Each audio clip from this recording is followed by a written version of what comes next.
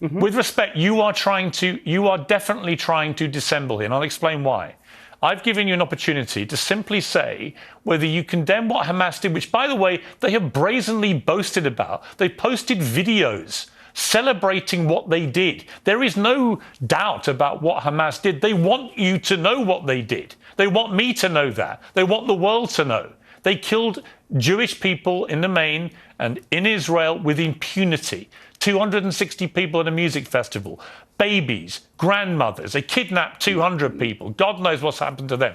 Now, you can shake your head, but what you can't do is deny that that happened, because Hamas have admitted it brazenly and with great pride. Stated, and secondly, if they've admitted it, do you condemn what they did? I absolutely mourn the loss of all human life in this conflict, and I have struggled for 15 years of my life in a way that, Piers, to be honest, you haven't, okay? And I take you as an empathetic person with a high level of emotional intelligence, okay? I have struggled for 15 years of my life to stop the killing, for a ceasefire now, to stop deaths. But I have to say, Piers, that actually this line of questioning, unfortunately, on a personal level, is somewhat hypocritical, and I'll explain why.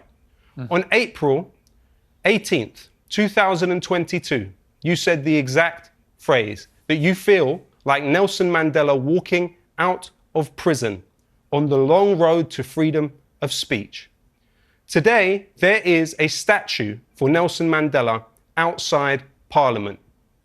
Now, Human Rights Watch, Amnesty International, Beit Salim, and even the Harvard Law School have said that Israel practices apartheid against the Palestinian people.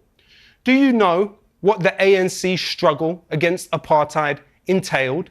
Are you aware that the ANC are believed to have very unfortunately, horrifically, and terribly taken the lives of children and civilians in their struggle against apartheid? So, Piers, you seem absolutely content to not only compare yourself to Nelson Mandela, who served 27 years in jail for what they described as terrorism at the time, but yet you cannot see what the vast majority of human rights organizations in the world see when they look at the Palestinians. When you look at UN Resolution 194, paragraph 11, the Palestinians have the right to return home.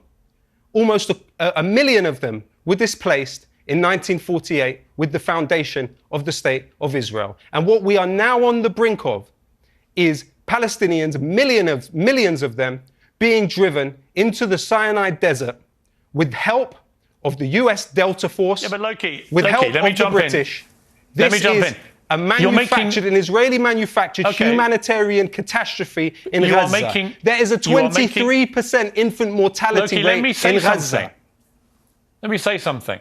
I completely agree with you about the plight of the Palestinian people. I've tweeted about this for the last 2 weeks. No, to be fair, you haven't, Piers, and this is not journalism. Shireen Abu Akleh was journalism. Yasser Mortaja was journalism.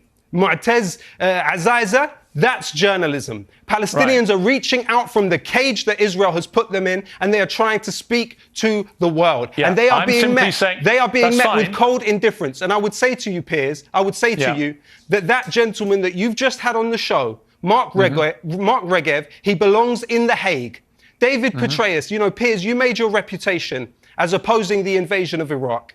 Well, I would ask you, journalist to journalist, how could you justify the interview you just gave to the head of US forces in that illegal occupation of Iraq that David Petraeus led? He was then the head of the CIA. Both of the individuals that you have just had on this show deserve to be in The Hague, tried for war crimes. I am not anything like them. I have not hurt a fly. Those two men have. Why are they given the respectability that you gave them with your interview? And why am I interrogated as if I am somehow someone that could hurt a human being?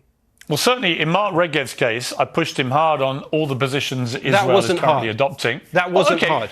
Let me explain, because I did a tweet today, and I meant every word of this.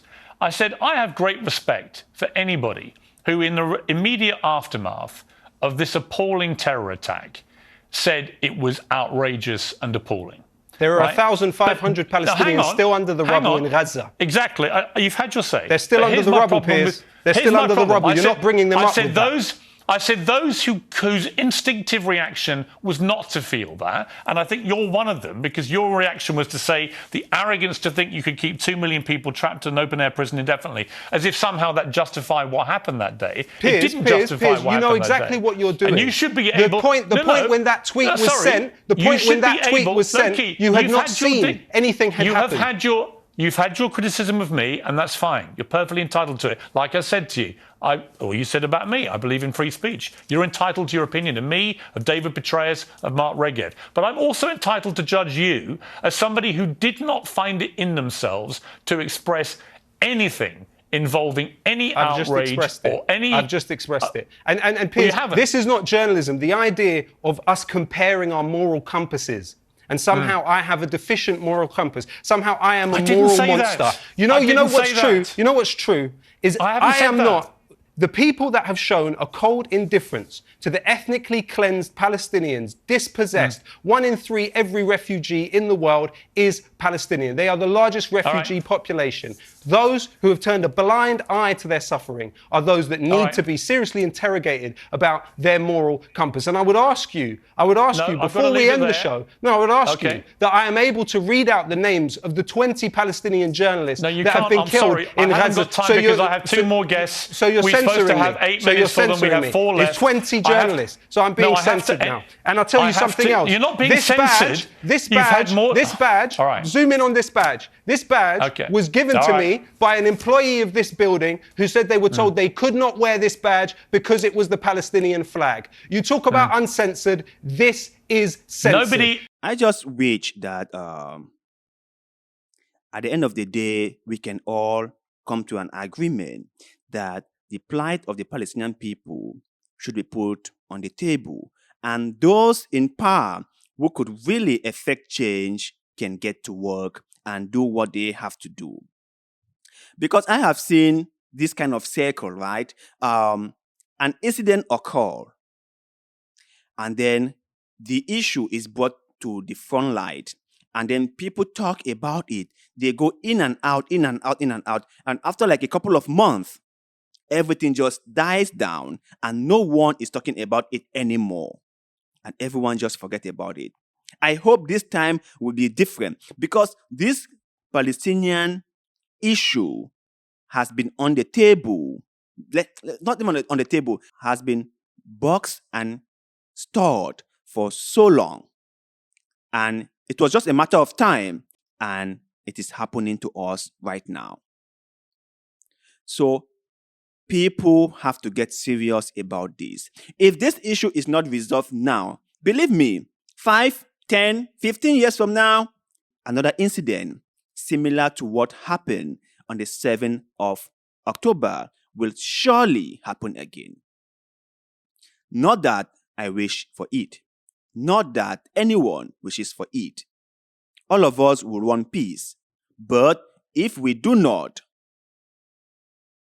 handle the problem, it will surely get out of hand. But you guys out there, what is your take on this debate between Piers and Lowkey? Let us know in the comment section below, because like always, we love hearing what you have to say. And also, don't forget to like this video, share this video, follow our Facebook page, and most importantly, subscribe to this channel, because little bit of good way, like the one you're doing just now, help us a lot, and we shall ever be grateful to you. So thank you very much for doing just that. And like always, see you in the next one.